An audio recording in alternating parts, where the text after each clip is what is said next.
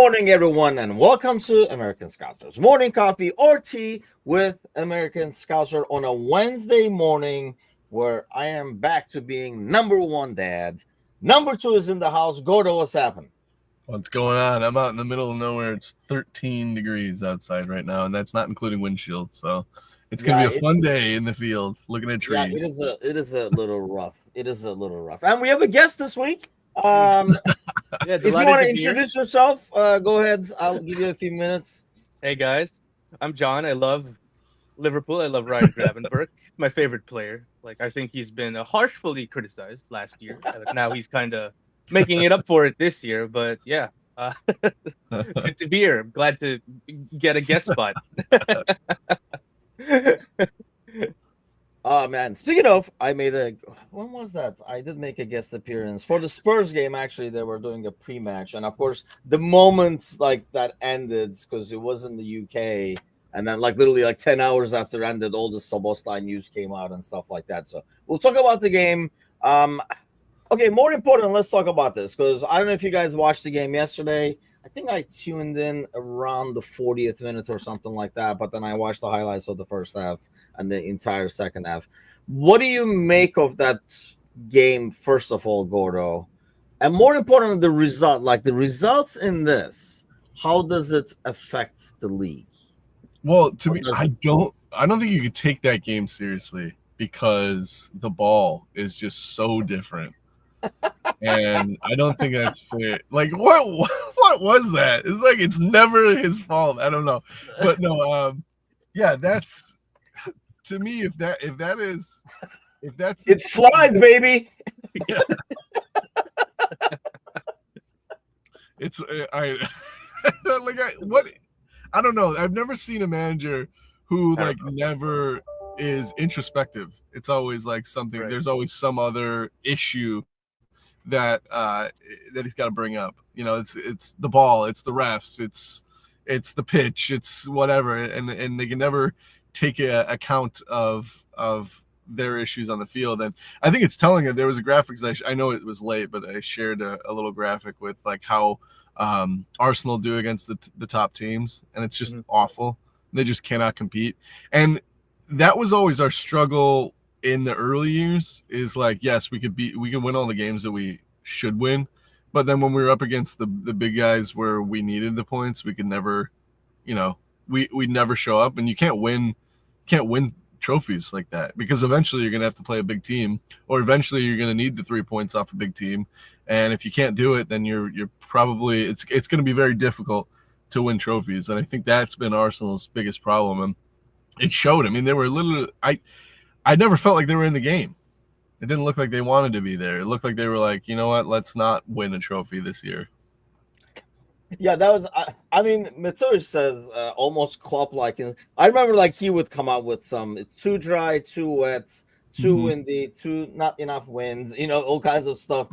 And I kind of understand trying to protect the team and stuff like that. But the ball thing was because all the way up to the semifinal, it was never a problem. Yeah. And then suddenly, when things go south, it's a problem. Alan is with us as well. Good morning. And Alan says, yeah, the ball didn't bother Newcastle. Yeah, exactly. They were fine with it. Thanks a lot, Barry. If you're tuning in, by the way, especially on YouTube, give us a thumbs up. Kind of helps us more and more on the algorithm. And some poor soul that just hit YouTube right now suddenly comes across us because you hit that like button. So, and then, you'll be responsible for what happens after that. It's a virus. So, what do you make of that, John, though? A game like this, is this almost like a relief if they're okay, get this out of the way. Nobody cares about this anyway. We got to focus on the league. Or does this carry on to the league now when they play this weekend? I think it carries on because I think some people forget and they don't act like it, but they haven't won anything yet. Yeah. So they are under pressure to kind of put in some decent performances, especially in this competition. I don't know, last year we kind of ended the season sourly, but at least we can, hold our heads up high with that League Cup win where we beat Chelsea with the kids. So at least you got something to hold on to. This Arsenal project, what is it now? What they say on social media, phase 6? right? Phase 6 Arteta, and he hasn't won I shit. hadn't heard that. That's funny. Yeah. It's phase 6, and he hasn't won shit. So listen, I feel like this is, especially when they go out of the competition, this is realistically their best chance now. Because even though we slipped up against United last weekend, we win our game in hand. That's still 9 points, right? And looking at their style of play, that isn't the style of play.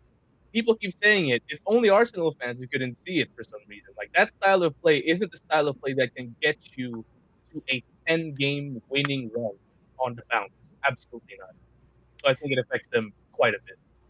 And that's the weird thing. Like normally we say, because I know what you're saying, Gordo, and they're like in the reverse case because we had struggles usually with the bottom half, and we would win important games, but we were like, well, you gotta beat the teams, you gotta beat as well and stuff. Looks like they're definitely doing that with no problems. But yeah, they are having issues. Obviously, the injury to Saka is like a huge factor. I mean, I know. I mean, we play both games, right? Like, like I see like the Liverpool fans saying like, oh, like it's one player. We had this guy out, this guy out. But I think, if we had Mo out, obviously it would kind of affect everything. The biggest thing I see affecting is they don't take the corner kicks. They miss his corner kicks more than anything else, it feels like. Because I was watching yesterday. First of all, it's odd because you can even sense in the stadium. I mean, it's a good thing, I guess. But, when they get a corner kick, they're like, all right. Like, yeah. But you can see that they're not as effective. That's like, I don't know. I don't find that to be an issue because like it's part of the game and you should exploit it if you can. If you're good at it, you should be able to exploit it. That's like in basketball, and I'm sure you guys will appreciate this. But like the backboard, like everyone's like, oh, he keeps hitting them. He's a backboard merchant. He's going to the bank every time. It's still 2 fucking points. So use the backboard. If you can't, if you can't hit it. If you can't hit the basket without hitting the backboard, but you're 98% from the backboard, why not use it? It's there for you. So I don't get the corner hype. I think that's just like, something to dig on as fans. But like if it's as effective as they are, and they are really good at corners and putting corners away, I don't know. I don't see an issue with that. I just feel like they're struggling more now. Like they're struggling more in that area with that Saka than anything else. Because a couple of the deliveries yesterday were like nowhere like near the quality you used to.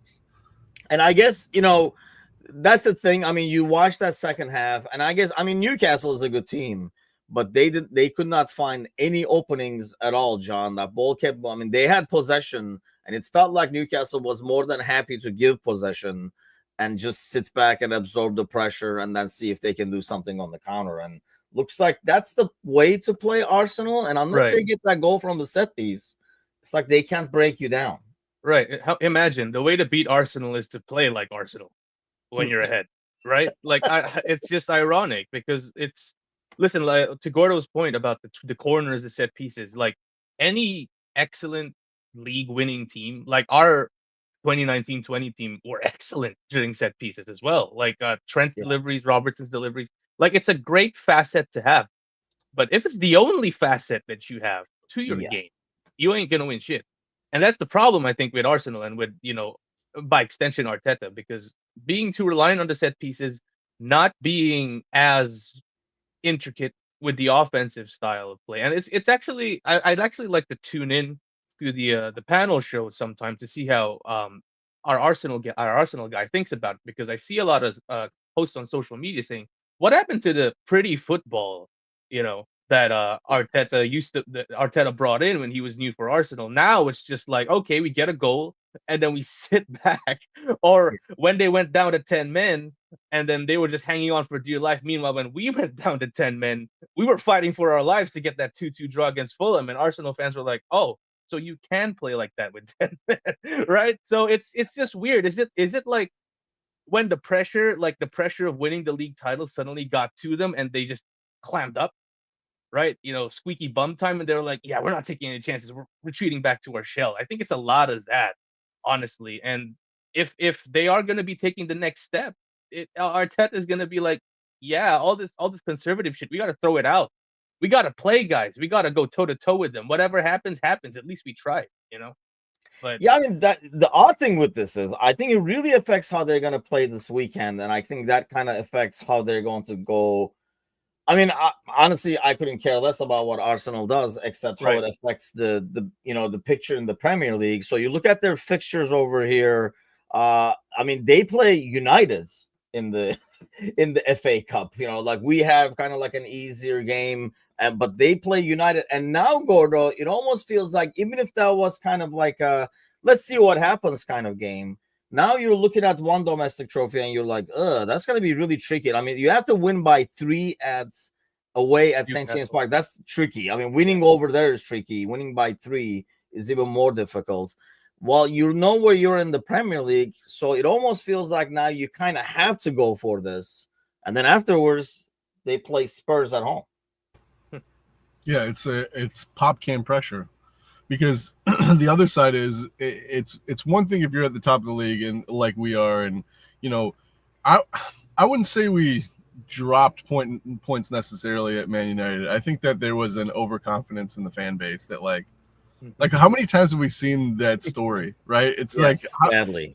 It's weird that like there was people that are like, yeah, I can't wait till it's 35 minutes and 6-0. Mo Salah's got 5 goals. Like, have you never watched a Liverpool Man United game when Liverpool definitely were supposed to win? Like that doesn't happen. Right. I don't think we drop points. I think, this is the way that their season is going. It's always in the last 2-3 years, like that game is their season. That's all they have to play for. That's all they look forward to. So I don't necessarily think we drop points. I think it's a bitter rivalry that they care more about winning, and they've showed it the last couple of years. And it was their chance to get their season back on the rails. And so we can drop those points and be, we're still in the lead. We just win our games out. People are still chasing us. Whereas on the other side, Arsenal's got, every point that they drop is one that they lose. And then they look at something like that happened this weekend and go, man, if only we had held on and won that game at the weekend, we'd be a little closer to Liverpool, who dropped points. And it's all this external pressure. It's not just the game, but it's like everything else that's going around them. And being that it was Newcastle, it feels like a Premier League game. You can't say, I don't think you can separate that. I think it's really difficult for players to separate when they're playing a team that they play normally 2 times a year anyways. And it's opposition. They're also like, competing against Newcastle in the Premier League for the top 4. And then they go out and they get basically blown away at home, and now they've got this mountain to climb to win a trophy, and then you've got 2 difficult fixtures back to back in the Premier League. It's like all that stuff mounts up, and I'm sure the locker room is playing a huge effect with that. Yeah, I mean, because you would think, based on Arteta, and I think his personality is probably a big part of this as well, because I mean, it's Lego head ultimately. But here's the thing, John. I mean, you look at the pressure that's on them. First of all, I'm amazed to see, not as much anymore, I guess. Maybe I'm getting used to it, but like the Arteta out talk that was there last year, that was there beginning of this year after a draw, and then once they started falling behind and stuff like that. So it just feels like you would think he would be in a lot more comfortable situation given, what has happened in the past. But it feels like the fan base, is that because of expectations versus what's coming out of it? Like Arsenal fans thought they were suddenly going to start, okay, that was the one that we were chasing. Now everything we're going to be winning. This is the season. And maybe because you thought it was only you and City, it's that scene in like The Office where like, Dwight turns around and she's like, you're like, City is not there. All right. And you're like, holy shit, it's Liverpool. Like, what the hell is going on? Because you didn't plan on that at all. I personally think it's the football. It's the style of play. Like, you can only get away with playing a style like that for so long and not win anything. I felt like in order for them to continue justifying playing low blocks against the big teams after scoring 1 goal, you need to have at least one major trophy in the bag. Like, listen, we took a while before we won our first trophy with Klopp, right? It was year 4, right? It wasn't phase 6 or anything, but it was year 4. Granted, we had a really, really good team. I'm not saying Arsenal was good as our 18-19 team, because I think that team is an all-timer, but we played some really good stuff. Like, very easy on the eye and stuff like that. So I think his personality plays a part into that as well. So it's, I guess, style of play is an extension of how the managers see things, because Klopp is the ultimate, positive guy. Like, even if we're losing, you'd still want to go for it and stuff like that. So yeah, Alan's point there, that doesn't have any personality. So I think, the biggest issue, to answer your question, Tim, is definitely obviously expectation. But then I feel like if they played a silky brand of football, it would be a bit like. Listen, I know they're in a bad place right now, but if I look on social media, there are still people who stick up for Ange. There are still Tottenham Yeah. fans who go like, "Listen, just give him time. His mind is in the right place. He just needs his players to come back from injury." I totally understand it. And to be fair, if I was a Spurs fan, I'd probably be on that side. Listen, get him a complete 11, then let's see. If he doesn't deliver then let's get him out. But here, I totally understand why fans would just be like, no, it's not gonna happen. It's not gonna happen with this style of football. He's brought us to this level. Okay, that's good, but we need to move on. I totally get it, and I really think it's a style of football kind of thing. I kind of get that with the Ang and Tottenham and stuff, but part of me doesn't, because how in a long title run, which I mean, hey, fucking Spurs fans are like, let's get a trophy, then we'll do a title run. But Right. in a total long title run, you will never have all your 11. It just does not, it never happens. So you need a manager who can make adjustments to what he has and makes like tweak things as needed to be. Yes, I know, like it's very exciting to watch. It's a problem when it's exciting to watch for your opponents. because then they're like, oh, this is great, these guys. Because I mean, I understand if you had his original center backs, they would be a lot better, but you don't. So you got to change something and do something differently. I just feel like in a long run, you need a manager who's going to make tweaks. But part of this, Gordo, is it's all like you said, illusion. It's all like optics. Because if you look at, like we talk about Arteta, I mean, Slot is compared maybe because we're coming from Klopp. He does open up a bit more now and cracks jokes and stuff like that, but he's not this like ridiculous personality. He's overall calm on the sideline. And it's all about the final result that, everybody kind of rewinds a little bit and makes the judgments on. There have been games where we've been up and we've kind of like sat and controlled. Not a low block, but we haven't gone crazy. And then we win 2-0. And then it is, Liverpool controls the games, they cruising. If something happened and we conceded, it would be like, Liverpool, you know what I mean? It would be what Arsenal is in right now. So is it a lot of, are they still playing the same football? Just the results are not always there, so they get criticized for it? Or is Arteta kind of trying to be the new Mourinho, but can't? Yeah, I mean, I think you're always going to get criticized if results aren't going your way, regardless of what's happening. People will start picking apart your tactics or, your injury list. But I think there is a difference. Like you said, it's a control when we drop. It's not that we drop back and put a low block. Because for anyone that's watched the sport, you can tell the difference when a team is like, I have no interest in going forward. I'm going to sit back and we're going to protect this lead, which is so much different than we're just going to possess the ball. And instead of attacking, I'm just going to turn around. I'll pass it back. We'll look for an opening. And when there is an opening, we'll go and attack that opening. And I mean, Liverpool were still getting shots when they were like in control. And even like in situations where we've been to one up and it seems like the other team is kind of getting their chances. I mean, they're going to get their chances because we're not dropping a low block. The chances that they're getting is from, a quick counter attack where they find some space or collect the ball in the middle of the field from a bad pass or a good tackle. And yeah, and yeah, we give them the space because we're not dropping all the way back. We're in a controlled sense, and I think that there's a big difference in watching it. It's not just that Arsenal aren't getting the points; it's almost that they're inviting the pressure because they don't have the will or the desire to get a 2-goal lead. They're comfortable with one, and they're going to play for one, and that is so boring to watch. There's only one manager that I know that's good at doing that and won trophies. It's Mourinho, and you can't argue with it because, like John said, his track record is it works for him. Whatever he gets to do the team, it works for him. He would sit in a low block the entire game, get one chance, go up there, Drogba puts it away, they win 1-0, and they win Premier League after Premier League. So it's boring, and the only way you get away with even Chelsea fans and the rest of the league hated watching Mourinho, and he was winning trophies. So I think you're always going to get criticized if you're not attack-minded.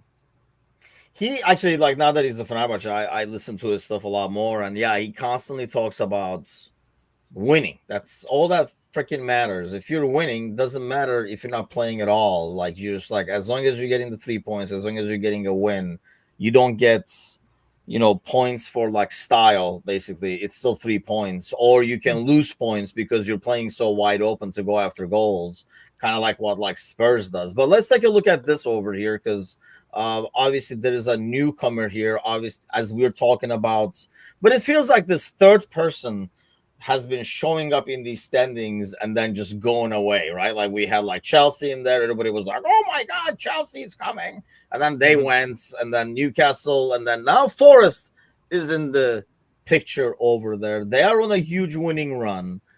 Do you consider them a threat at all, John? Is Cersei still around? Because listen, if I say something and then it's gonna he's gonna get on my ass. But no, I do not. I feel like I wouldn't say this is a purple patch because they have a decent manager in there. I like Nuno a lot. He's very pragmatic.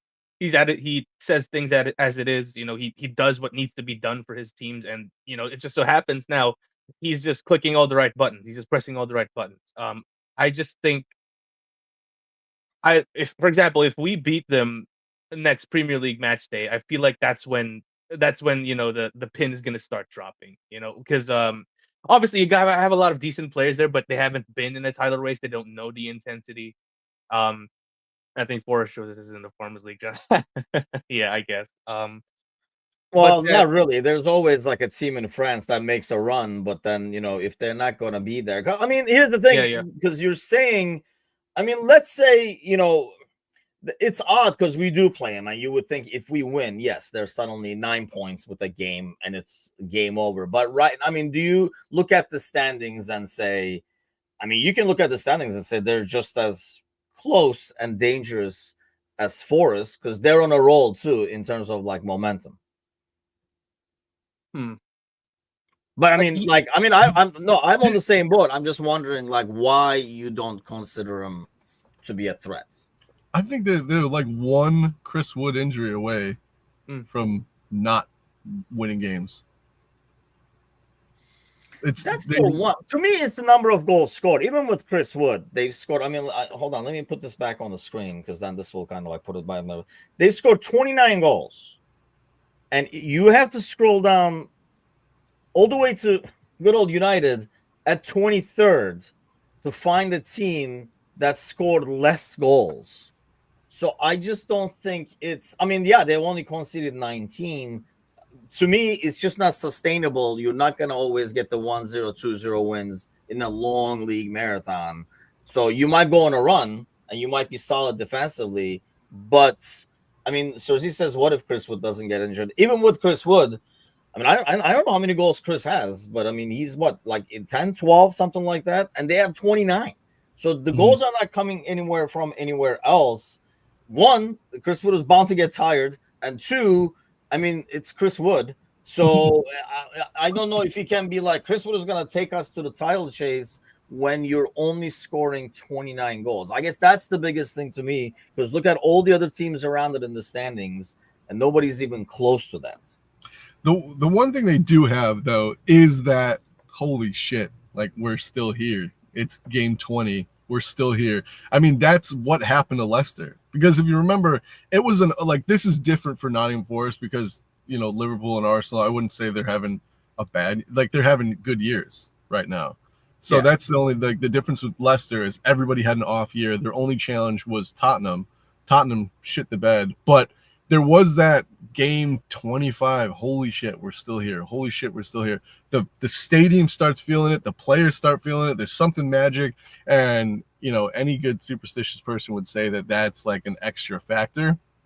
I think they make top 4.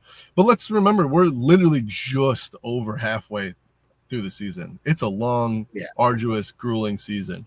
And anything can happen. I mean, and anything can happen to anybody else as well. I mean, they could stay totally healthy and everyone else gets totally injured and then they go on to win the title. But I think that there does come a factor of like, we've been here before. We can handle the loss, the shock loss or whatever, and bounce back. Whereas like if you haven't been there before, I mean, we've seen it with Arsenal, we've seen it with Liverpool against City. It's like, it's that one tie or whatever that instead of being right on their butts, now they've got a 4-point gap. And even though there's 6 games left and we could definitely, close that gap, it's something about that loss that the wheels fall off because we haven't been there before. Whereas like now I feel like we're better equipped. We've been there before. We've won everything within the last 10 years. Yeah. We know that, okay, a loss is not the end of the world. We'll just put our heads down and get back to business. Whereas like a Nottingham Forest, and they lose that game against Liverpool, I think John's right. I think, then it's like, yeah, all right, back down. It was fun while it lasted. Yeah, exactly. Well, that's the thing. I think part of it is because I know what you mean about Leicester, but there's a reason why we're still talking about Leicester, because that's rarely ever happens. What usually happens is what happened to Chelsea, for example, a month ago, where they were just happy to be there, and they were like, oh shit, we're only 2 points off suddenly and stuff like that. And the moment that came to mind, the moment that pressure comes in, it affects teams differently. Like once because you're over there playing with house money and you're doing well, suddenly you're like, oh wait, we're here now, and then that pressure starts coming in, and if a poor result comes, it can really derail. I don't see Forest derailing, by the way, John, to the point where you see teams like this, right? They're like, I mean, mostly in Spain, you don't see them a lot in the Premier League, but you see them in Spain. They're like, oh my God, they're still above Real Madrid and stuff like that. And then at the end of the season, they're like 8th. They're just like total collapses. I don't see Forest collapsing as much to the point where they drop to 7-8. I think Z is right. They might fight for a Champions League spot, but I just don't see them like keeping up with this.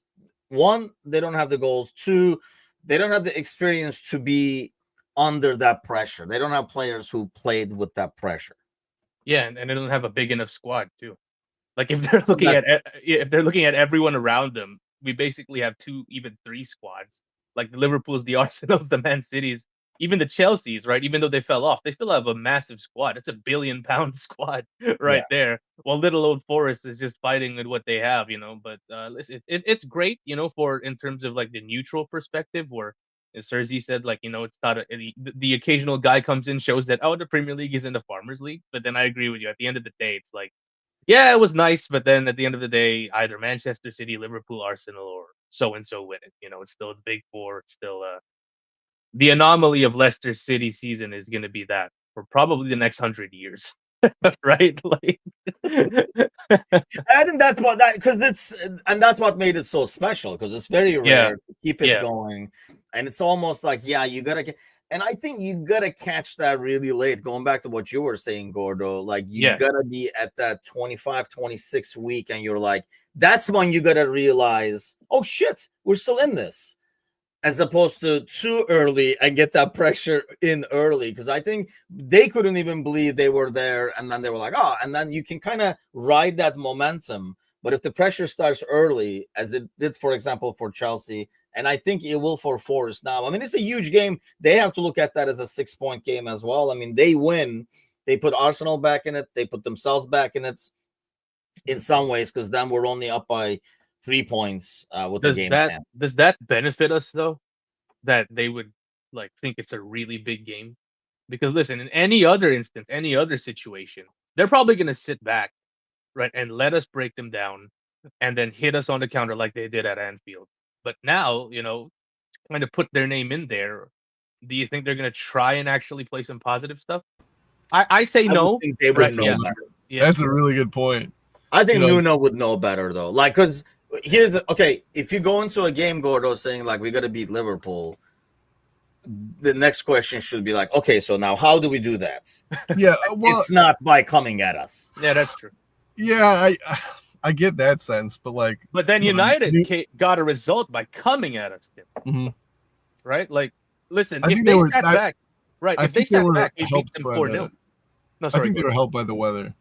I really like that. I think the weather level. I don't think it leveled the playing field, but it definitely tipped the balance a little bit more. I think if we played them in better conditions, I think it would have been a lot further away in terms of like United getting a result. But I think there's always lessons to be learned from teams dropping points and how you approach those games. And I think obviously Nuno was definitely watching that game and how do you come at Liverpool.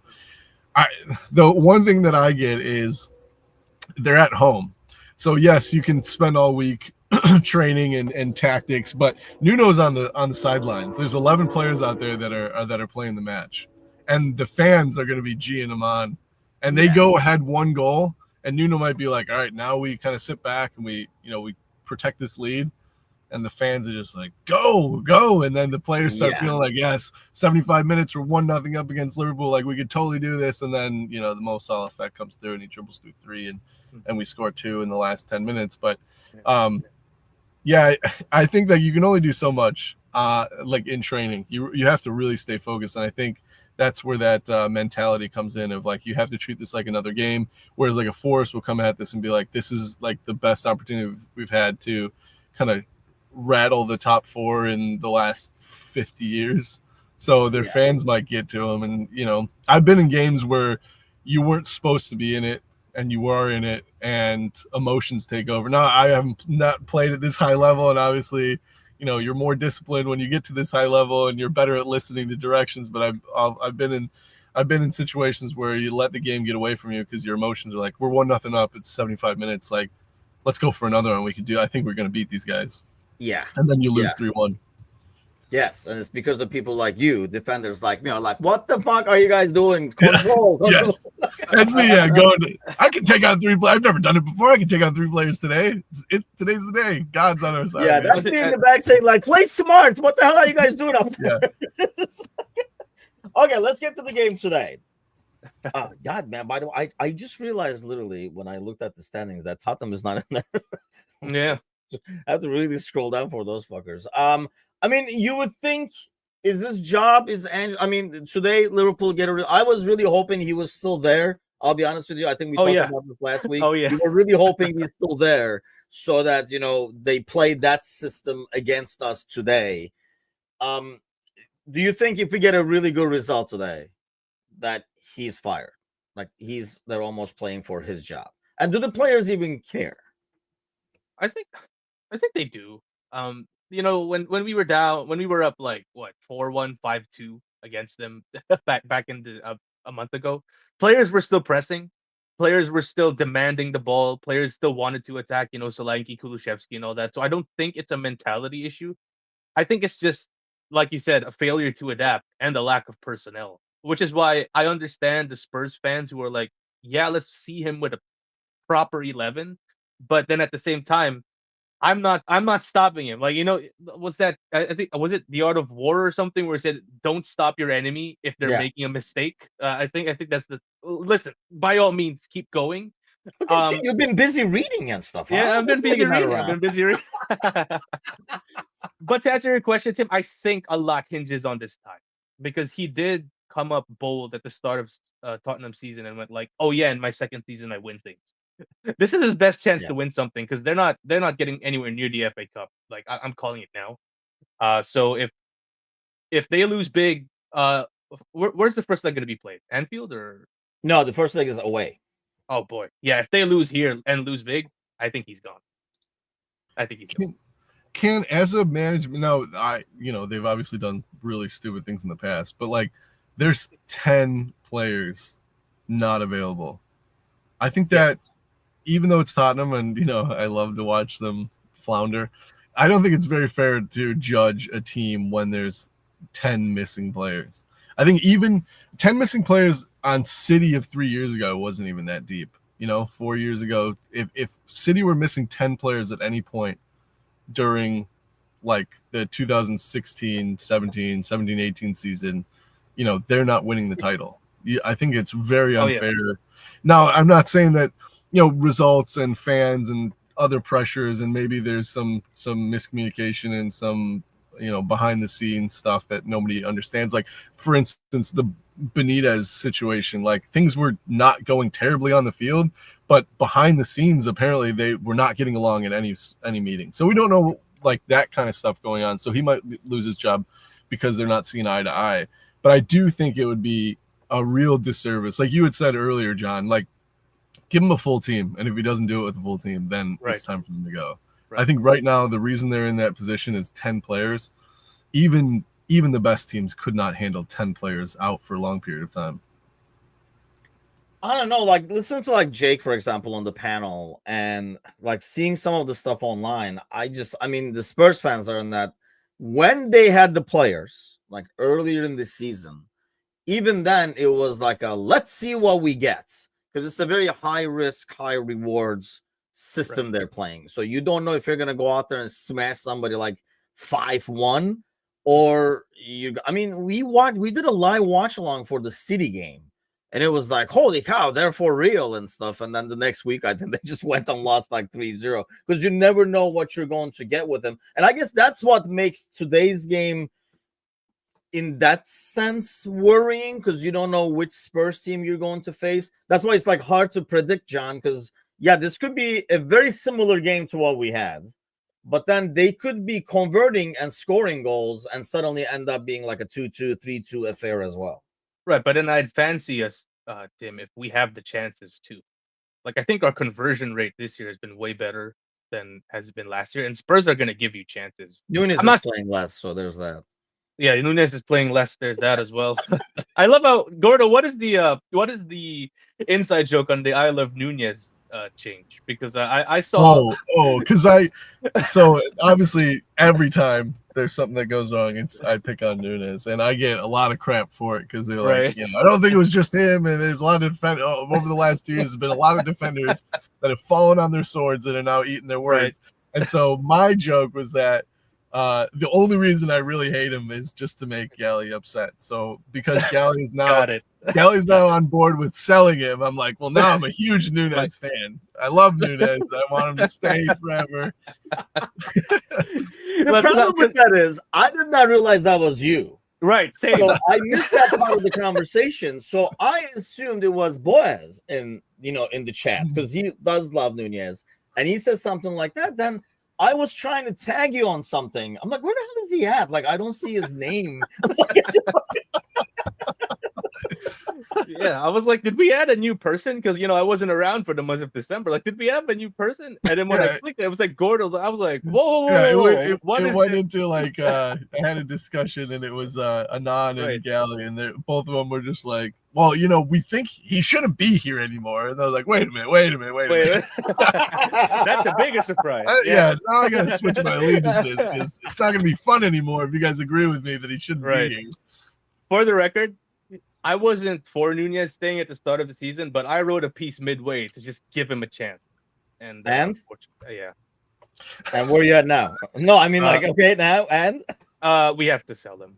The chance has been given. I think that tackle, that tackle where you just like ran into, I forget who it was. Was it? Yeah, in the United game. Yeah. Like, was it what was that? It was so stupid. It was like a 50-50 like looping ball. There was no one around you. The ref's like staring right at you, and you just like push him. And it's just like that's the mentality I hate. Like I realize it's like he's got a lot of fire, but the fire comes with stupid stuff. Like what was that?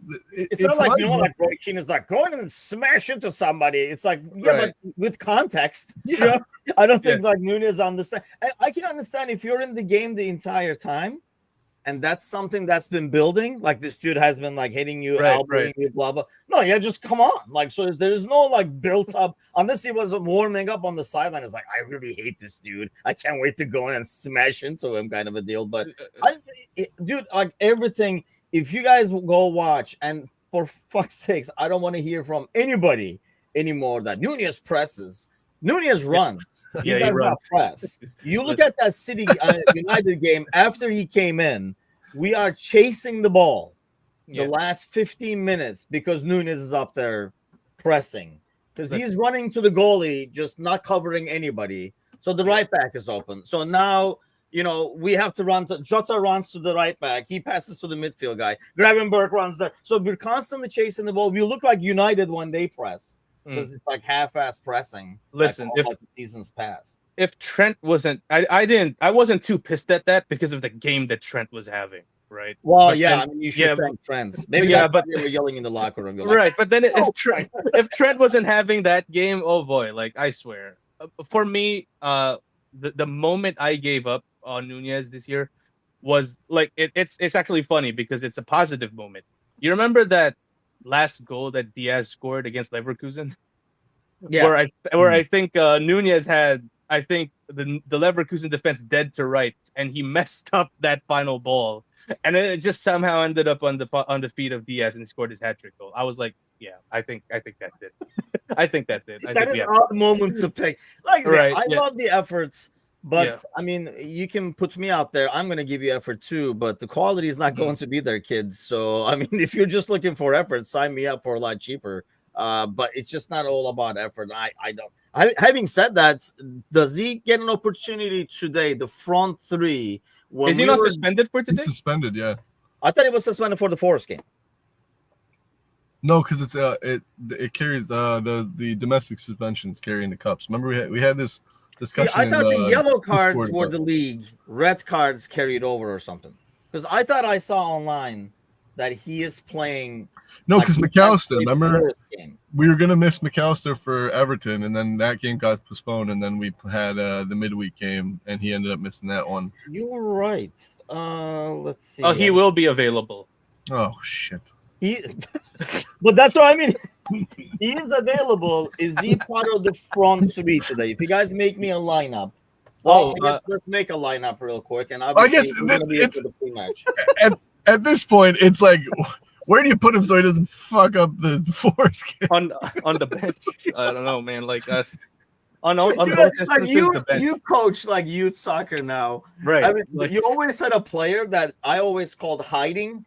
Like, you know, like you're like, where do I hide this? Yes. Like, it's just like, you know, why don't you do this? That way you can't cause too much trouble. The only thing you can do is positive. It's 4v4, and there was always like, if this kid's on the field, my three best players are also out there with him, right? This kid does not leave the bench unless the three best players are also out there with him. I can't. Oh God. Yeah, I've been there. That's what I was saying. It was just like, the challenge is to spin it in a positive way, to not to destroy the kid's confidence, right? Oh, okay. They don't know. They're like, go in. They're right, like, oh, that shift was great. No, thank you. Like, scored 3 goals. Okay, that's let's the whole- take a lineup. that's the Paul good- Kelleher, are we in agreement on that one? Right back. This is a big one right off the bat. Go Bradley, easy. Bradley for sure. Yeah, I think say Trent. He What? played. I don't want to get eliminated. No, I say one. I don't think Bradley is ready for 90, and you probably get his 90 this weekend again. think? Yeah, I guess I'd rather have him at Forest. Yeah, I guess that's the point. Oh, So my I whole would put reasoning. Trent to make things right. Not to mention the way Spurs play. I feel Trent fits because he can put those balls over the top. But then my argument for Bradley was the match fitness thing. Like, get him a 45 or a 60, then put Trent in. Yeah, but it's still against Tottenham. Like, Tottenham's not. It's not like if this was Accrington Stanley, if this was the FA Cup game, I'd be like, yes. Bradley, I guess so. Yeah. Mm-hmm. I agree. All right. I agree. Center back. The two center backs. John. Kwanzaa, Virgil. That's what I'm going with as well. Gordo. Yeah. I just don't think you put Konate. The way he finished that game, like dragging that was rough. I don't know if you put him out there again. Yeah, that was rough. Yeah, Kwanzaa Virgil. Left back. I think Costas is already he's playing because his Twitter account and his Instagram have like him. It's a photo of him and then like the game.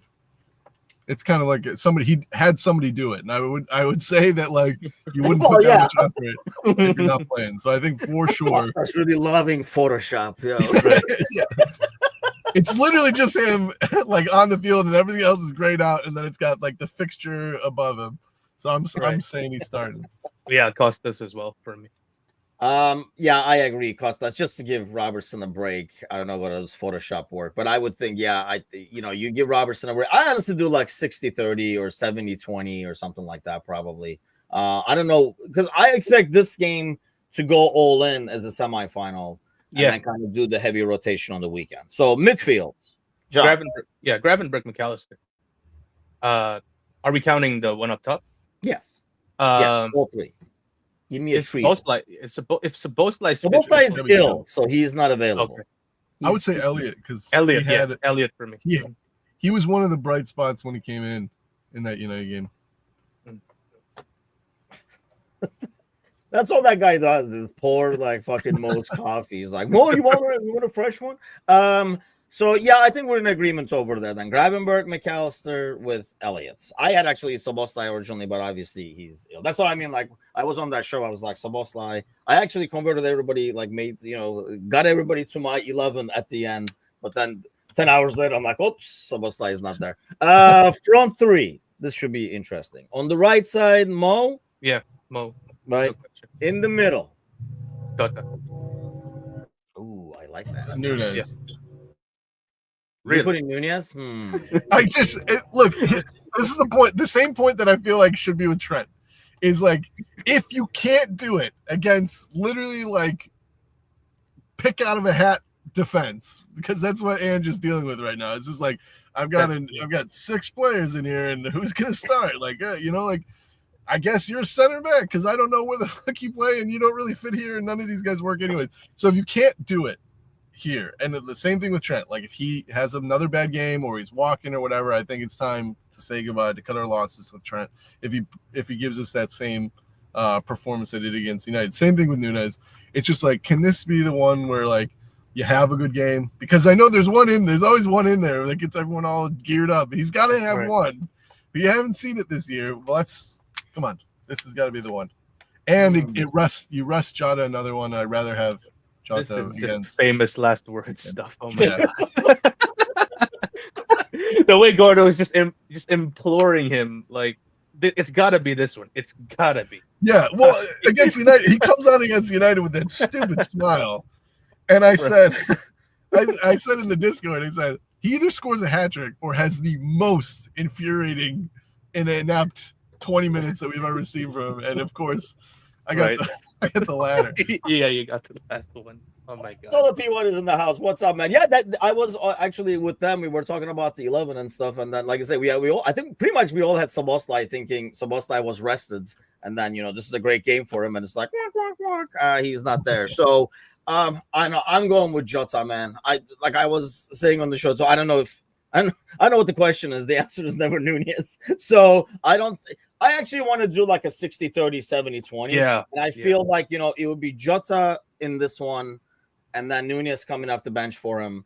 And this weekend, I will do the other way around because I probably want to start Diaz or Jota in the middle against Forest. Mm-hmm. So, like, it's almost like you do this lineup and then you kind of you do your Forest lineup and then you decide what you're going to play this weekend based on what you're going to play against Forest, is the way I look at it.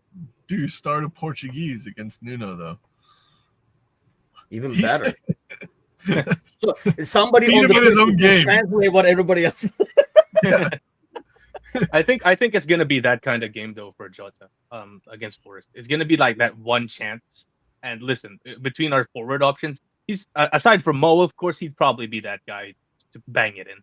Although Gakpo has been that guy recently. Gakpo, I think you actually sent a graphic earlier. Yeah, exactly. The one where like you sent that, John. Look at John. Yeah. Look at John doing work, putting in the work. Yeah, I mean that looks pretty darn impressive over there. 10 goals quietly, because he never has these games where he has like a hat trick or anything like that, which makes him more valuable to me actually, because he's contributing a lot more games as opposed to getting 2 hat tricks and not showing up for a while and still looking like you have 8 goals in total or something like that. But I guess that brings the question: who plays on the left, Gordo? I would probably put Gakpo in this one. You have like somebody calm, collected. I don't know. Maybe, I don't know. I guess it depends who the middle is, because I never like starting Diaz and Nunez together, because both of them have that same, like, I want to run at everyone. I'm also going to try to... I don't know where I'm at on the pitch thing. Yeah. So, like, if Nunez is starting, I'd rather have Gakpo. If Jota's over, like, in the middle, and, like, Diaz is a little bit better. But I have, like, Diaz coming through the middle. So, I don't know. I'm probably Gakpo scores big goals, too, because, and you can tell. Because if you look at you don't even have to watch the goals. Watch a compilation of his celebrations, and you know how big his goals are. Yeah, that's a good one. That's a good point. So I'm not worried about the league push at the moment because we can almost guarantee Arsenal will drop points. Yeah, it's looking like it, right? But you never know. And if you're a worrier like I am, you just fucking worry because that's what you do. I'll worry till like we're in the same situation until like I watched 7 or something. I watched Oh man, I can't. It was so terrible. I can't remember the title of it. It's the Amazon Prime, the 4 Pete for City, 4 times or whatever it's called. Like I'm not. It's not because it's with City, because City's All or Nothing was actually really good. I know it was earlier, but that was like a really good documentary. I haven't watched that. I went on back when Mourinho took over for Fenerbahce. I went and watched the Spurs one, the Tottenham one. Yeah. Yeah. Well, this one is awful. It's just a really bad, poorly put together. There's not a whole lot of great information. What surprised me was like week 28, Liverpool were like still in the title race. And then we, like City were dropping points at that point and dropped off. So like I'm with you of like 6 points is still I don't feel super comfortable. I don't know about you guys. I expect the Everton game to be just like this past weekend. So in my head, I'm almost counting it. I don't know why, but I'm counting it as a 1. I think everybody is automatically counting it as a 3. And kind of like everybody was counting the United game as a 3. I'm counting it in my head as a 1. Who ruined our season last year? It was Everton United back to back. Granted, we're not getting them, on their period of hot streak a few weeks ago. Like Everton, you're saying? Yeah, Everton. Like they had a point like the past few weeks where they were just keeping clean sheets, and drawing some of the best teams like Arsenal, so on and so forth. Maybe when we get them, they're kind of in a decent position in the league table, and they can afford to relax, and we take advantage of that. That's my hope. See, I think it's just like the United game. They're never gonna relax. This is their season. I know. I'm just trying to be positive. Okay. There's no reason that, obviously, haven't been on Wednesdays very often. Yeah. Right. Yeah, you've been gone way too long, my friend. We don't do that shit over here. So left side, we're putting Gakpo. That's what we decided with. Yeah. I mean, mind you, we're gonna find out in like 4 hours over here. But let's do early predictions on the way out. The pre-match, not only John is showing up on a Wednesday morning after a long hiatus, he's going to be hosting the pre-match. So that should be interesting to say. Do you remember how to do all that stuff? I actually don't have the login anymore. I was going to ask it from you after we get off the show, because right now I don't know if you noticed I can't put like the quirky like thing below our names.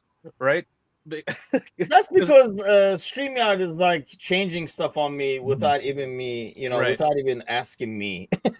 There you go. Now, yeah, you can get rid of that. You see, there you go. Well, hey, wow, that's weird. I didn't type that in. So the last time that little bubble was available, we played Spurs game. I love. That's wild. All right, well, no, I was gonna say prediction is 4-3, but because of that, there's divine intervention. I'm saying 6-1 Liverpool. Oh, jeez. By the way, Solo, are you serious? Solo P1 says, I love Gakpo from day one. Klopp was always swapping and changing and doing. I'm still cautious about the league at these City are chasing. I think that's one reason I'm a bit less worried than before. I just don't see a team that can just freaking steamroll. But then you never know. I worry as a lifestyle, so that's different. But going back to Gakpo, I mean, it looked like at one point we were like, oh, he's Bobby, just faster and stronger, taller, but it just did not work. Why do you think that is, John? Because is that similar to Trent wanting to be midfield, that in his head Gakpo was a left winger, so he saw that was his way to get minutes at the time, and the moment Slot comes in, he's like let's go back and play Dutch a little bit, dude. I play left wing, you should play me left wing, kind of a deal, or what was it? Yeah, it's reps. It's just reps. Because what does he do? What's his most effective move? Cut inside to his right foot, unleash that absolutely powerful shot. And in the middle, he doesn't get that opportunity. He cuts into his right foot. He's facing like 3 guys. Yeah. So you take away his best move. You take away his best skill.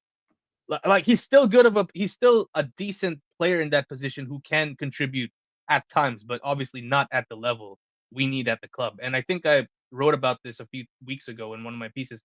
The best part about Slot is that he managed to have Gakpo and Diaz not just coexist, but coexist in the same lineup, on the same 11. Right? They're in there together, with Diaz playing as the 9 and then Gakpo as the left wing, and we haven't missed a beat. So listen, I love Jurgen Klopp, but then one of the things he didn't really, kind of, sort out was the Gakpo position thing. And we saw that towards the end of last year. Unfortunately, we didn't have anything to play for anymore.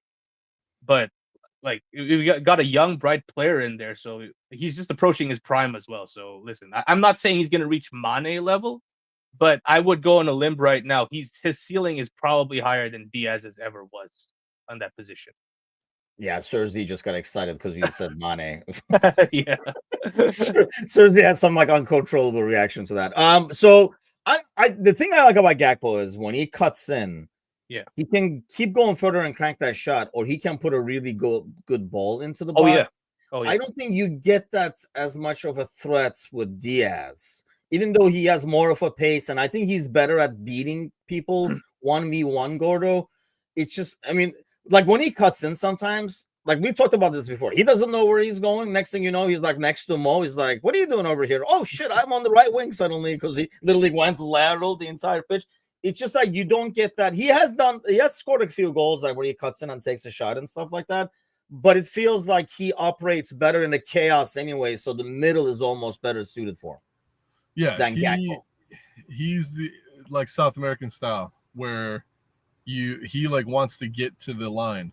He doesn't have an interest. His best feats are going all the way into like that 90-degree angle between the 6-yard box and the end line. You know, that's where he's the best at, is causing so much confusion and then popping a shot off that like either beats a keeper near post or deflects straight into the middle and somebody can finish it off. Like that's where he is best. Whereas Gakpo he doesn't want to get that far down the line. He wants to cut in before the 18-yard box and either provide that cross or take a shot. So I think it's just two different styles of play. And it seems like Slot has implemented them perfectly because they are two totally different players that play the exact same position. It's literally having a Phillips head screwdriver and a flathead screwdriver. They're both screws, you know, but like they do it differently, right?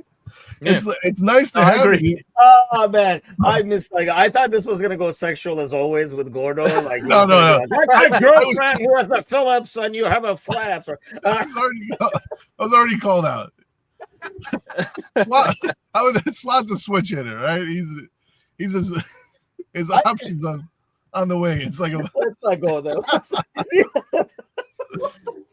Ellis says I think he's predictable because he does not have that threat. If you're defending Gakpo, you can't say if he cuts in, like I'll give him space. I'll have him keep coming. I'm just gonna block the shot over here because he can put that cross into the box. Mm-hmm. Whereas with Diaz, I think you just contain him. I'm just gonna run along with him, and before we know it, we're on the other side over here. Because he's going to try to, you know what I mean? Like, you don't want to dive into Diaz. He has quick feet. He's going to put some South American move on your ass, and then he's going to be gone, and you're going to be in no man's land. So that's a guy that I think is, Gakpo gives you other troubles to defend. Like, it makes you think what the hell he's going to do. And that's why sometimes it's a lot easier for him to get to the end line. Sometimes it's a lot easier for him to cut. And that's why I think he gets those opportunities to take the shots. Gakpo is slick. Diaz looks good on the ball, not so much the end product. And honestly, he started the season really good. And I think Diaz's final ball has been a lot better, right? Like that was our complaint in the past. It's a lot of work with not a lot of result kind of a thing. But he has been a lot better this year. Hey, these are great problems to have, man. You have to have multiple people, and you have to have people who are different, not just the same guy coming off the bench. You'd have to have different profiles so that you can throw Jota in. Now you're dealing with something totally different, and then you can put Nunez in, and you're dealing with something really different. Okay, predictions on the way out over here. Gordo, the Nunez fan, you sticking with the 6-1? When we started, I knew that this question was coming, so I was going to say 3-4. We win. Everyone praises Ange for his valiant attempt at thwarting a good Liverpool team with a weakened team. But because there's some divine intervention that allowed it to pop up and it's let Spurs be Spurs. I don't know. That just, to me, that seems like I'm all about omens. I'll put my tinfoil. I'm going to borrow Sergi's tinfoil hat and say there's something in the air, and I'll say 6-1. John. 4-2. 4-2. I like that. I freaking already forgot what I predicted 2 days ago. Getting old sucks. Alan says 2-1.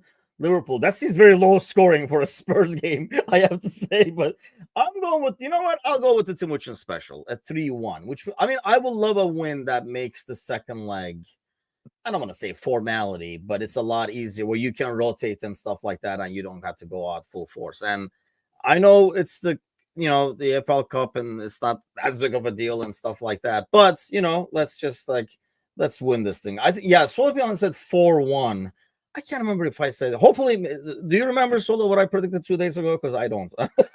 But yeah, I'm going with a 3-1. I do think we get goals against this team, but I do think they get goals as well. So it's just a matter of, and I just hope what is the one big wish you have aside from the results, John? Because mine is a good Trent performance. Yeah, I was gonna say good Trent performance, and so not to echo what you're saying, so I picked Jota at the start. So I'm assuming this prediction is assuming that he's starting. Be sharp, get a couple of goals, because I feel like he's the one player that we desperately need if we're gonna sustain our lead at the top, because he's just a gunman. If he gets a chance, it's in. Like that his goal against Fulham was just Jota personified. Like he comes in 5 minutes later, bang, it's a goal. So yeah, aside from a good Trent performance for me, it's Jota getting. Was that the goal against Spurs? Was that like the 5th or 6th goal? There's a goal like where Mo passes to him at the end very late. West I think Ham. it was the Spurs game, right? West and Ham. It felt like I'm like, that's in. Like the ball was going to him. I'm like, yeah, he got this. Like you just have that confidence. And I was talking about this actually, like in the United game. There is a moment towards the end of the game while it was 2-2. He's cutting in like diagonal, coming in towards the box, and I was like, "Oh, this is gonna be it." It's like a ground shot from Jota, and it goes up. He leans, and then it goes to like Onana. But I thought that was gonna be a goal. That's a good point, actually. I like that shot because earlier in the season, he was the starter in the middle, and we really said, we need him to have a big season if we're gonna go all the way. This is when we didn't have high expectations. Gordo, one big wish. 4 goals from Nunez. I'd like to season. One realistic wish. Oh. I thought wishes are supposed to be ridiculous, I thought. I'm no fucking genie over here. I just the realistic expectation. Yeah, no, I think the Jota shot is good because I think he's the guy that would be the linchpin. You need goals coming from elsewhere, and he has been quiet this year. So I'd like to see him get back regularly on the score sheet, stay healthy, and kind of aid us into a good title. So fingers crossed. Yeah, I hope so, man. Let's get one trophy at least. Let's get halfway there for the most part. But we'll be back for the pre-match. John will be hosting, hopefully, once I grant him access. And then once the lineup comes out, we'll be on air like 10-15 minutes after the lineup comes out to talk about the lineup. And now that we see the lineup, what we see, and if Diaz is there and all that kind of good stuff. But have an awesome week, everybody. We'll see you guys for the game. Take care. Take care, guys.